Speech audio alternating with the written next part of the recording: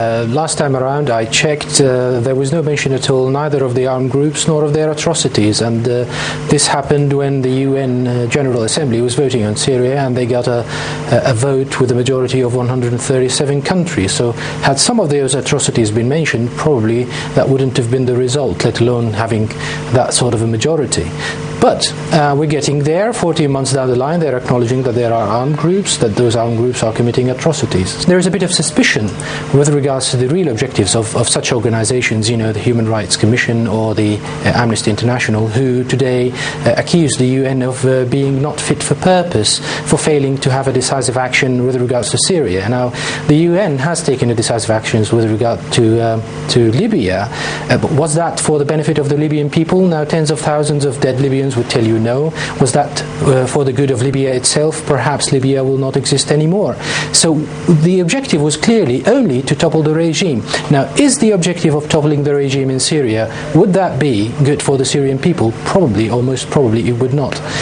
Also, these organizations seem to be a little bit manipulated by the opposition. So, for example, the report talks about a student who is thrown from the fourth flat in Aleppo University, and there is a sort of accusation of the Syrian forces of committing such a crime, but this person, called Yazan Aboud, was actually a government supporter. So it's a welcome step that they have acknowledged that there are armed groups, but they need to take it a little bit further and really scrutinize more of the information they're getting.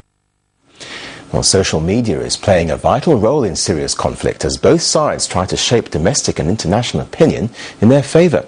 Chilling videos of acts of brutality have the power to go viral and be broadcast on global TV networks.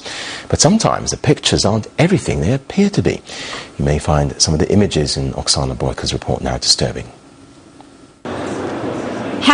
#change, status update, freedom.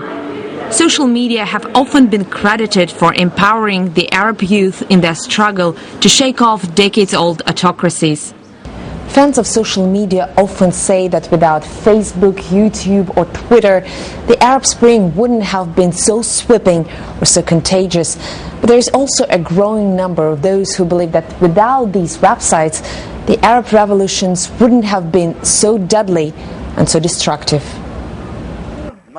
This may be the most disturbing video from the Syrian front lines as yet. An opposition activist allegedly buried alive by pro-Assad troops. The backstory claims the victim was caught in possession of a video he intended to send to Al Jazeera. Whatever his initial footage was, in terms of the impact, it was no match for his alleged execution, which went viral on YouTube, presented as yet more proof of the inhumanity of the regime. Meanwhile, the authenticity of this video is still highly questionable. These contrived and staged YouTube videos are used by the opposition to justify a Western-backed regime change project on the country. The creativity of Syrian opposition fighters has already been exposed before, when they were caught posing as pro-Assad troops supposedly carrying out the regime's brutalities. But what started as staged killings for social media consumption is now leading to quite real deaths.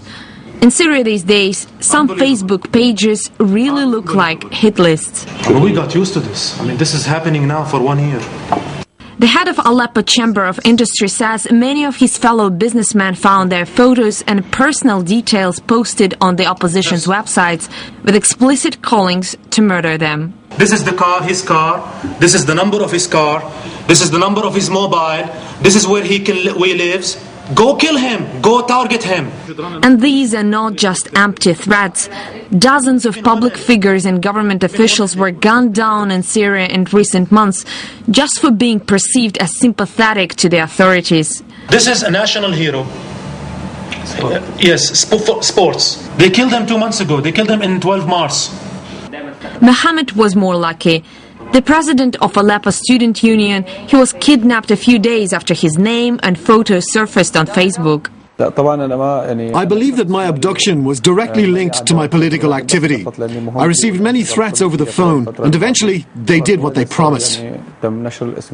Still unwavering in his political allegiances, Mohammed says his family had to pay a ransom to free him. It included a car, a laptop, and around $10,000. What's happening now in Syria is that we have some people who participate in peaceful demonstrations and whose demands we support. But there are also a lot of those who are trying to take advantage of the current situation to seize people's properties or kidnap them for ransom. While Facebook's administration has previously blocked pages that openly support Bashar al-Assad, it so far failed to do anything to stop the calls for the killing of his supporters. And many, like the social activists, believe that's been long overdue. We can see Facebook as a knife. We can use it to cut the fruits or to kill. And this dichotomy is ultimately at the core of the Syrian crisis. There's nothing wrong in calling for more freedom until some start using it as a cover to rob and kill. Oksana Boyko, RT, Aleppo, Syria.